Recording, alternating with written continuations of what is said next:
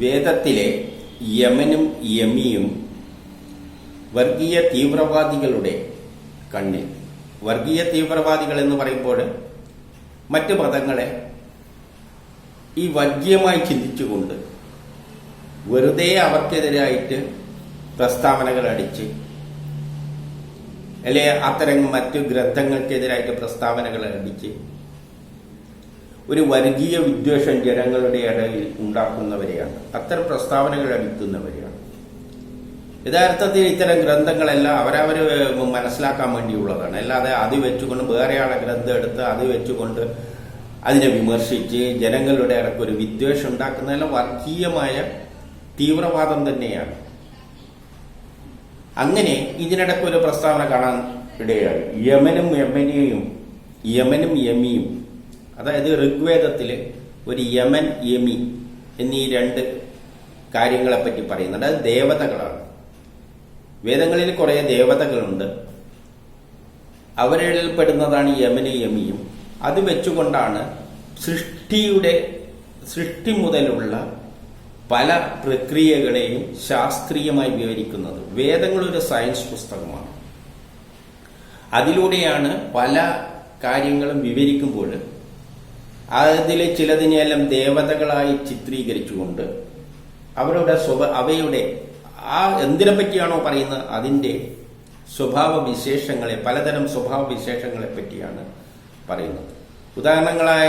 ഉദാഹരണമായിട്ട് വേദങ്ങൾ സൃഷ്ടി നടക്കുമ്പോൾ ആദ്യം തന്നെ പറയുന്നത് എല്ലാം ദ്വയമായിട്ടാണ് സൃഷ്ടിച്ചിരിക്കുന്നത് എന്നാണ്. ആ ദ്വയത്തിൽ നിന്നാണ് മൂന്നാമത്തെ ഒരവസ്ഥയും വരുന്നത്.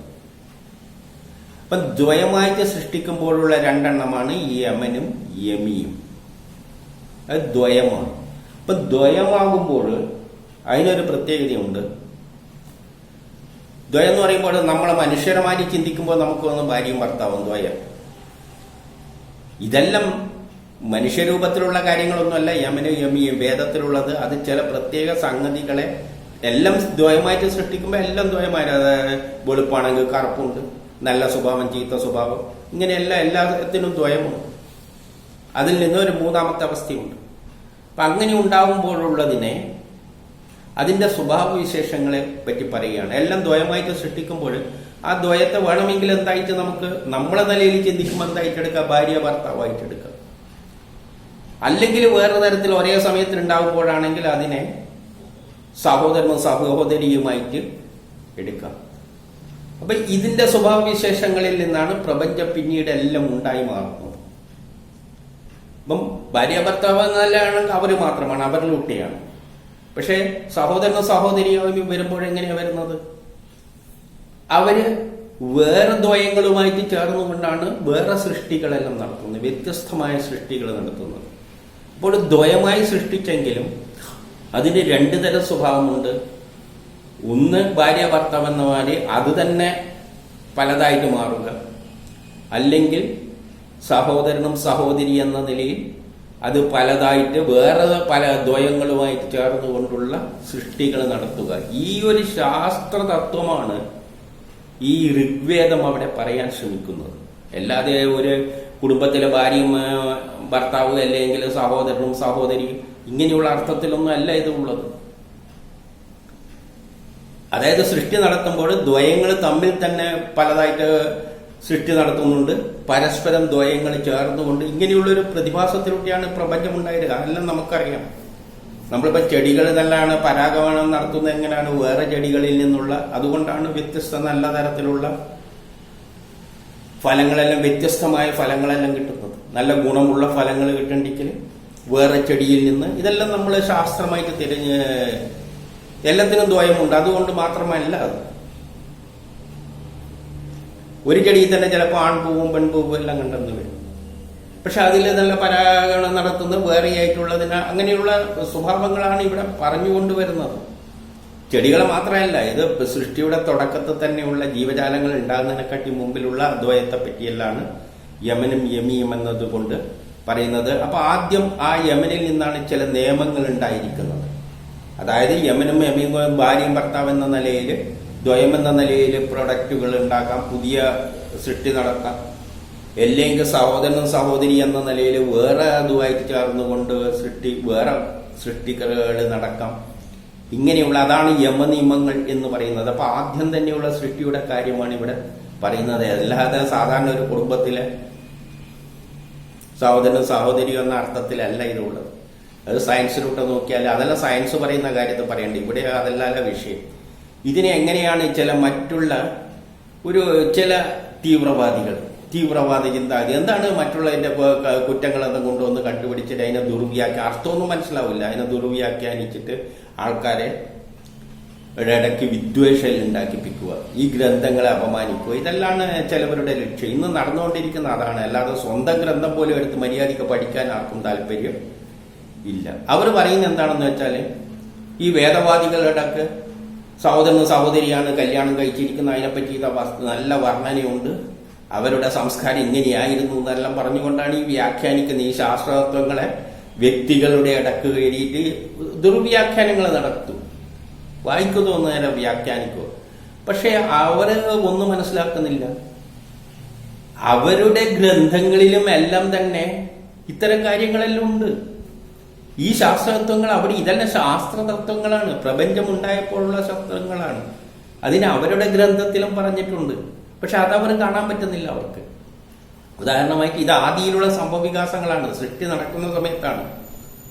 അപ്പൊ അവരുടെ ഒരു ഗ്രന്ഥത്തിൽ ചിന്തിച്ചു കഴിഞ്ഞാൽ നമുക്കറിയാലോ, ആദ്യത്തെ ഗ്രന്ഥങ്ങളിൽ ആദാമും ഹവ്വയാണ് ഭാര്യ എന്ന് പറഞ്ഞിട്ടുണ്ട്. ആദ്യത്തെ അതിനു മുമ്പിൽ ആദാമിന് വേറൊരു ഭാര്യയുണ്ട്. അതിന്റെ പേരാണ് ലിലീത്ത്. ആദ്യം സൃഷ്ടി നടക്കുമ്പോൾ ഈശ്വരൻ, കഥയിൽ വരുമ്പം ഈശ്വരനെല്ലാം പറഞ്ഞുകൊണ്ട് ഇന്നത് ഉരുട്ടി ഉണ്ടാക്കി എന്നെല്ലാം പറയും. കഥകളിൽ ഒരു പ്രത്യേക തരത്തിൽ പറയും. അതായത് മണ്ണ് കുഴച്ചിട്ട് ആദ്യം ഉണ്ടാക്കിയത് ആദാമിനെയും ലിലിത്തിനെയാണ്. ദമ്പതികളായിട്ടാണ് അവിടെ സൃഷ്ടിച്ചിരിക്കുന്നത്. ആദാമിനെയും ലിലിത്തിനെയും ദമ്പതികളായിട്ട് സൃഷ്ടിച്ചു. അത് ദ്വയമായിട്ട് സൃഷ്ടിച്ചു എന്ന് പറയുന്നത് കഥാപാത്രമായിട്ട് വരുമ്പോൾ ഭാര്യയും ഭർത്താവ് എന്ന നിലയിലെല്ലാം പറയുന്നു വരും. അവിടെ തന്നെയാണ് വേദത്തിൽ പറഞ്ഞത് യമനും യമി എന്ന് പറയുമ്പോൾ ഇവിടെ ആദാമും ലിലിത്തിനെയും മണ്ണ് കുടച്ചിട്ട് ഒരേ സമയം ഉണ്ടാക്കി. അപ്പൊ അതെങ്ങനെയല്ല ആക്ട് ചെയ്യാം? ഭാര്യ ഭർത്താവായിട്ട് ദ്വയമാകുമ്പോൾ ഭാര്യ ഭർത്താവ് എന്ന നിലയിലും കഥയിൽ അവതരിപ്പിക്കാം, അല്ലെങ്കിൽ എന്തായിട്ടും അതിനെ ചിത്രീകരിക്കാം. ഈ സഹോദരനും സഹോദരിയായിട്ട് ഒരേ സമയം ഉണ്ടായല്ലോ, ഒരേ മണ്ണെന്ന് വായിച്ചിട്ട് സഹോദരി. പക്ഷെ ആ ഗ്രന്ഥത്തിൽ പറഞ്ഞിരിക്കുന്നത് ഭാര്യ ഭർത്താവായിട്ട് ചിത്രീകരിക്കുകയാണ് ചെയ്യുന്നത്. പക്ഷെ ഇപ്പുറത്തേൽ എന്താണ് വേദത്തിൽ പറയുന്നത്? എന്താണ് അത്? ഒരു കക്ഷി യമി ഭർത്താവായിട്ട് കാണാൻ ശ്രമിക്കുമ്പോൾ മറ്റേ കക്ഷി പറയാണ് നീ വേറെ ആരെപ്പോഴും പോയിട്ട് നീ സുഖമായിട്ട് ജീവിക്കുന്നു. അവിടെ സഹോദരൻ സഹോദരി എന്ന രീതിയിൽ. അപ്പൊ ഇതിന് വേണമെങ്കിൽ നമുക്ക് കഥയിൽ രണ്ടു തരത്തിലും പറയാം. പക്ഷെ വേദത്തിൽ രണ്ടർത്ഥത്തിലും പറയുകയാണ്. രണ്ടു തരത്തിലും പോകാം. ഒരു സൃഷ്ടി ദ്വയമായിട്ട് സൃഷ്ടിക്കുമ്പോൾ അത് അതിന്റെ നിലയിലും പോകാം, ആ ദ്വയം വേറൊന്നുമായിട്ട് ചേർന്നുകൊണ്ട് പുതിയ സൃഷ്ടികൾ നടത്താം. അതാണ് യമനിയമം എന്ന് പറഞ്ഞിരിക്കുന്നു. ആ യമനിയമം അതിൽ ഏറ്റവും നല്ലത് ഏതാണ്? വേറെയായിട്ട് ചേർന്നുകൊണ്ട് വ്യത്യസ്ത വസ്തുക്കൾ ഉണ്ടാകുന്നതാണ്. അതാണ് പ്രപഞ്ച സൃഷ്ടിക്കാഴ്ച. പ്രപഞ്ചത്തിന് പലതരത്തിലുള്ള സൃഷ്ടികൾ വേണം. ഒരു ദ്വയത്തിൽ നിന്ന് തന്നെ അതേ തരം ഉണ്ടായിട്ട് പോരാ, പരസ്പരം ദ്വയങ്ങൾ ചേർന്നുകൊണ്ട് ആ ഒരു ശാസ്ത്രത്വം അവിടെ പറയുകയാണ്. അതാണ് യമനിയമങ്ങൾ, ശാസ്ത്ര നിയമങ്ങളാണ്. അതുതന്നെയാണ് ഇപ്പുറത്തും സംഭവിക്കാൻ പോകുന്നത്. ഇപ്പുറത്ത് പറഞ്ഞിരിക്കുന്നത് ഭാര്യയും ഭർത്താവായിട്ട് അവിടെ ചിത്രീകരിച്ചു. ആരെ? ആദമിനും ലിലിത്തിനെയും ഭാര്യയും ഭർത്താവായിട്ടാണ് സൃഷ്ടിച്ചതായിട്ട് പറയുമ്പോഴും അവിടെ സംഭവിക്കുന്ന എന്താണ്? ഇപ്പുറം പറഞ്ഞ കാര്യം തന്നെയാണ്. കാരണം അവർ രണ്ടുപേരും ഭാര്യ ഭർത്താക്കന്മാരായിട്ട് അങ്ങ് ജീവിക്കാൻ തീരുമാനിച്ചു. പക്ഷെ രണ്ടോ അതിൽ നിന്നുണ്ടായ അതിന്റെ സഹോദരന്മാരായിട്ട് നമുക്ക് എടുക്കാം. അതാണ് സംഭവിക്കാൻ പോകുന്നത്. അവിടെ ഒരു കുഴപ്പം എന്താണെന്ന് വെച്ചാല് ആദമിനെ ഹവ്വ അനുസരിച്ച് നടക്കണം, എന്നെ അനുസരിക്കണം എന്നുള്ള, അതായത് ഭർത്താവിന് പുരുഷമേധാവിത്വം അവിടെ വരികയാണ് ചിന്താഗതി. എന്നെ ഇവളെ അനുസരിച്ചോളണം. അപ്പൊ ഇവള് ഒരേ സമയം ഉണ്ടായല്ലോ, ദ്വയമല്ലോ, ഒരേപോലെ ഉണ്ടായതാണല്ലോ. സഹോദരനും സഹോദരിക്ക് സമാധാനമാണ്. അപ്പൊ അവളെന്ത് ചെയ്യുന്നു? അന്ന് എന്നെ കൊണ്ട് നിന്നെ അങ്ങനെ അംഗീകരിക്കാനൊന്നും പറ്റൂല എന്നുള്ള നിലയിലായി. പിന്നെ അവിടെ മുട്ടം വഴക്കാണ്. അവർ തമ്മിൽ ഭാര്യ ഭർത്താക്കന്മാരായിട്ട് പോകാൻ പറ്റുന്നില്ല. പിന്നെ എന്ത് ചെയ്യാണ്? അവൾ അവനെയും വിട്ടിട്ട് അങ്ങ് പോവുകയാണ്. ഏത് പറഞ്ഞ ഇവിടെ യമന് യമൻ പറയുന്ന യമിയോട് നീ എന്റെ പേരെ നോക്കണ്ട, നീ വേറെ വല്ലവന്റെ ഇത് പോകുന്നത് പറയുന്നതാണ് ഇവിടെ സംഭവിക്കുന്നത്. യമനിമൻ തന്നെയാണ് അവിടെ സംഭവിക്കുന്നത്. ഇയാണ് അവള് ലിലിത് അവനെയും വിട്ടിട്ട് മറ്റേ ആര് ആദമിനെയും വിട്ടിട്ട് വേറെ എവിടെയാണ് പോകുന്നതെന്ന് വെച്ച് കഴിഞ്ഞാല് ഗർഭിണികളുടെ കുട്ടികളെ നോക്കിയിട്ടും അല്ലെങ്കിൽ ചെറിയ പയ്യന്മാരെ നോക്കിയിട്ടും അല്ലെങ്കിൽ പുരുഷന്മാരെയെല്ലാം നോക്കിയിട്ട് അവരെ പുറമെല്ലാം കൂടിയിട്ട് അവരുടെ ഊർജ്ജം എല്ലാം കവർന്നെടുക്കുകയാണെന്നെല്ലാം പറഞ്ഞുകൊണ്ടാണ് ആ കഥകൾ പോകുന്നത്. കുറച്ച് തീഷ്ണമായിട്ടാണ് യമനെ അവിടെ ലിലിത്തിനെ ചിത്രീകരിച്ചിരിക്കുന്നത്. ഒരു യക്ഷിക്കഥ മാതിരിയുള്ള രൂപത്തിലേക്കാണ് അതൊക്കെ പോകുന്നത്. എന്നാൽ ഇവിടെ യമിയെ കുറച്ചൊരു തീവ്ര ഒരു സ്വഭാവത്തിൽ തന്നെയാണ് അവിടെ പ്രകടിപ്പിച്ചിരിക്കുന്നത്. എന്തുകൊണ്ടാണ് ഈ യമിക്ക് അല്ലെ ദ്വയത്തിന്റെ മറ്റേ ഭാഗത്തിന് ഇത്ര ഒരു തീവ്ര സ്വഭാവം എന്നെല്ലാം അത് നമ്മൾ സയൻസിലൂടെ തന്നെ മനസ്സിലാക്കണം. അതിനെല്ലാം പ്രാധാന്യമുണ്ട്.